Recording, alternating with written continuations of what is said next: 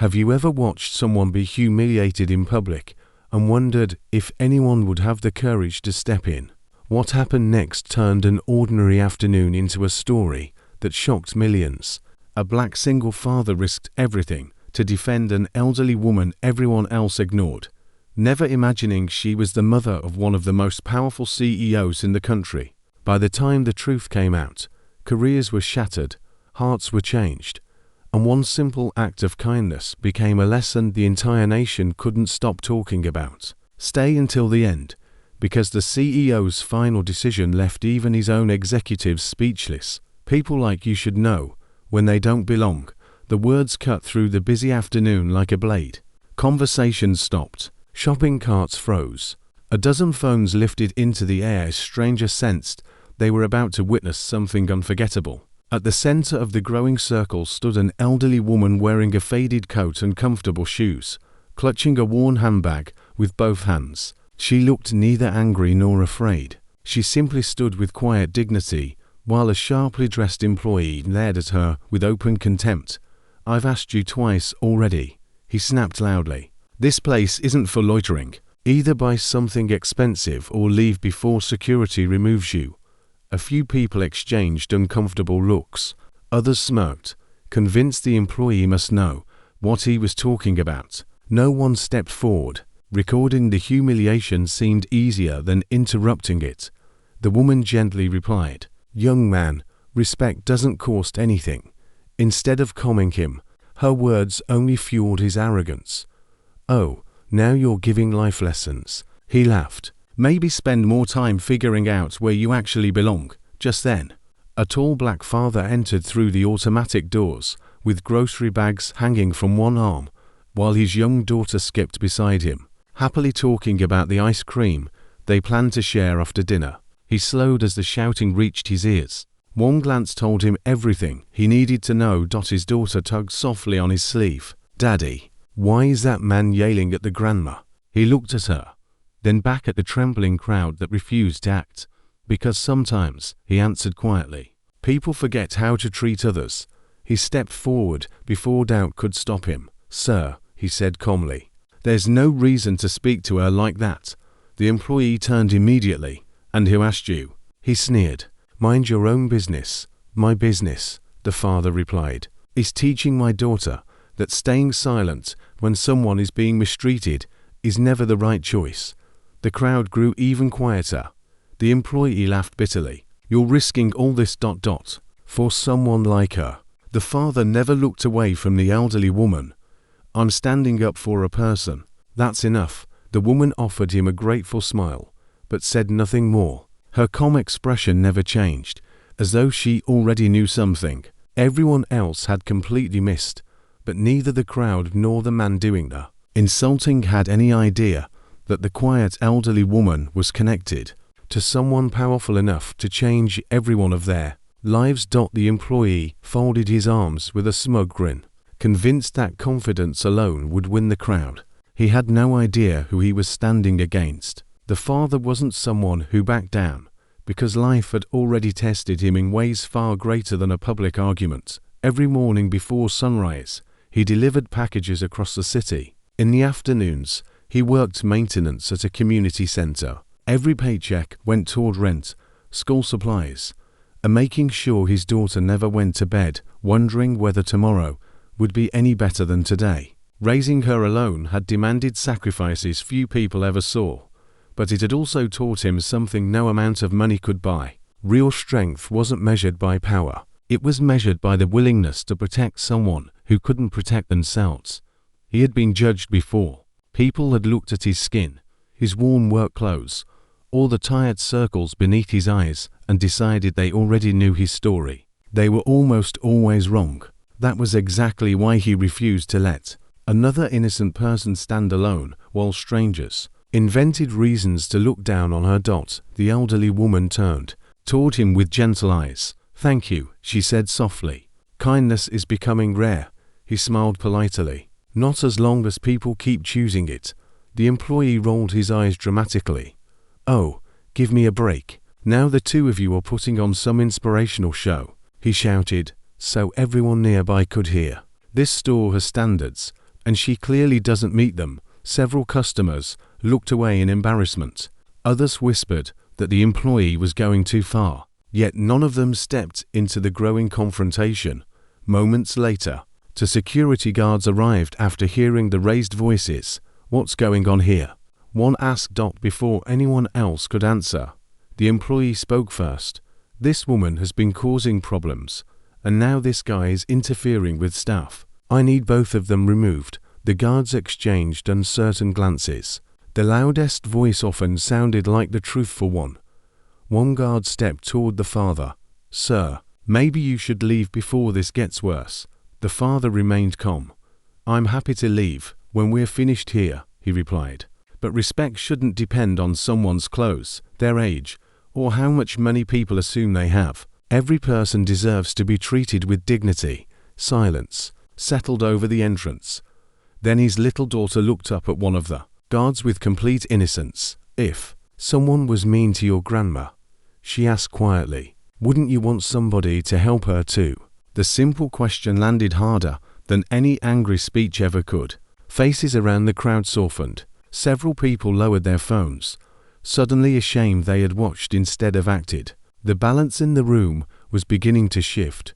Just when it seemed the father had lost the argument, a single phone call changed everything. The elderly woman reached into her worn handbag with the same steady composure she had shown since the confrontation began. She removed an older cell phone, scrolled through a single contact, and placed a brief call. Her voice never rose above a calm whisper. "Hello, dear," she said warmly. "I'm afraid there's been a small misunderstanding. Would you come by when you have a moment?" She listened for only a few seconds before smiling. "Thank you. I'll be here." She ended the call and slipped the phone back into her bag, as though nothing unusual had happened. The employee burst into laughter. "That's it," he mocked. "You called a family member. Maybe they'll come pick you up." A few people chuckled nervously, but the joke didn't land the way he expected. Something about the woman's confidence made the room feel different. The father knelt beside his daughter and gently squeezed her shoulder. "You did the right thing, asking that question," he whispered. "Are we in trouble?" she asked. "No," he answered with a reassuring smile. "Doing what's right can be uncomfortable, but it's never something to regret." The little girl nodded, holding his hand even tighter around them. Quiet conversations began spreading through the crowd. "She doesn't seem scared. Why is she so calm? Do you think there's more to this story?" Even some employees exchanged uncertain glances. One manager repeatedly checked his phone before suddenly hurrying toward the back offices. Another straightened his tie and began speaking anxiously into a headset. Their expression shifted from casual annoyance to unmistakable concern. The arrogant employee noticed the change, but dismissed it with another confident grin. "Relax," he told everyone. "I know people at corporate. Nothing's going to happen to me." His words sounded bold, yet they no longer carried the same certainty. Outside the store, the low rumble of engines interrupted the uneasy silence. One by one, several black SUVs rolled into the parking lot and stopped near the entrance. Every head turned. The automatic doors slid open as sharply dressed men and women stepped inside with unmistakable purpose. Their pace was quick, their expressions serious, and they ignored every display, cashier, and customer as they scanned the room. Store managers rushed forward immediately, their faces pale. "What are they doing here?" someone whispered. The employee's confident smile began to fade. He glanced toward the executives, expecting a friendly wave or familiar greeting. None came. Instead, every one of them looked past him, as though he didn't exist. The father quietly stood beside the elderly woman without asking a single question. Whatever was happening, he knew it had nothing to do with status and everything to do with truth finally catching up. The elderly woman remained perfectly composed, showing neither anger nor satisfaction. She simply waited. Then the building fell completely. Silent as one powerful executive walked directly toward the elderly woman and said words nobody expected to hear. The sharply dressed executive crossed the crowded entrance without acknowledging The store managers or the anxious employee waiting to explain himself. Every eye followed his steps. The room was so quiet that even the sound of his polished shoes against the floor echoed through the silence. He stopped directly in front of the elderly woman. His serious expression immediately softened into genuine concern. "Mom," he asked gently, "are you all right?" Without waiting for an answer, he wrapped his arms around her in a warm embrace. A collective gasp swept through the crowd. Phones that had been recording the confrontation now captured something no one had expected. The woman everyone had dismissed as unimportant was the beloved mother of the company's CEO.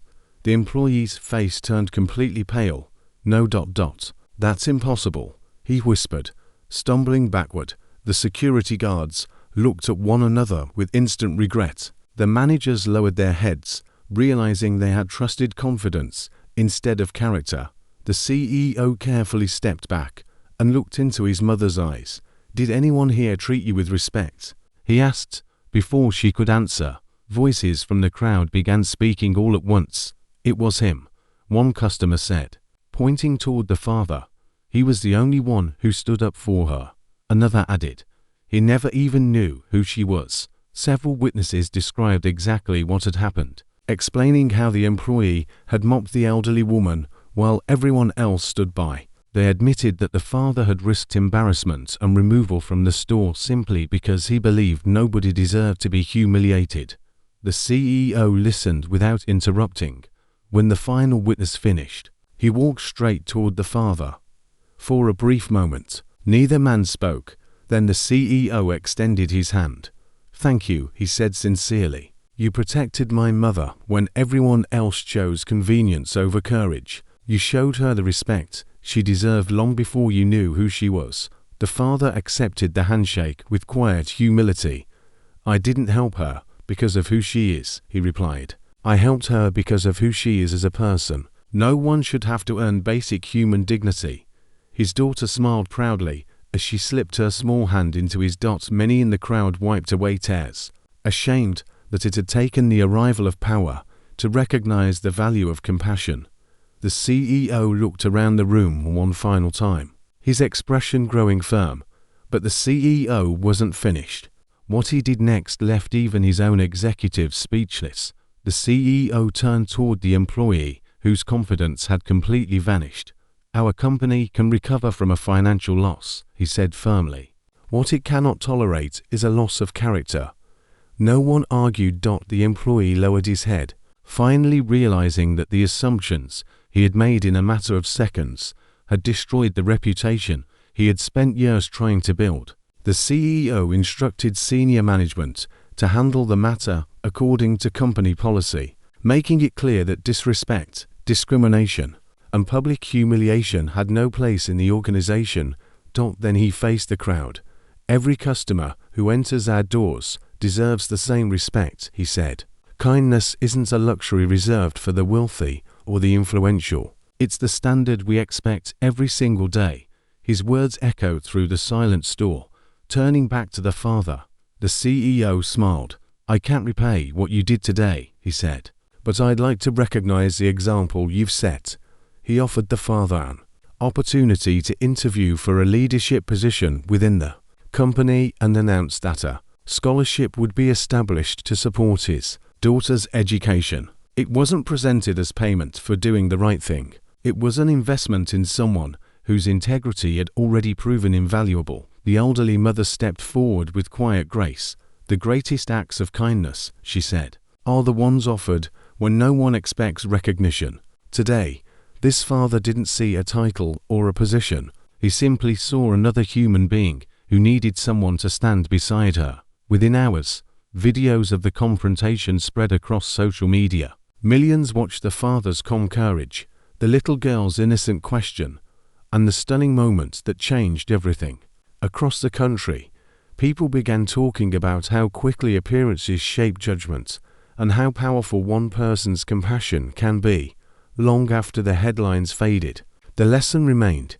The crowd believed they were watching an ordinary elderly woman being insulted. What they were really witnessing was a test of character. One man chose compassion before he knew the truth, and in the end, that choice proved far more valuable than power, wealth, or status.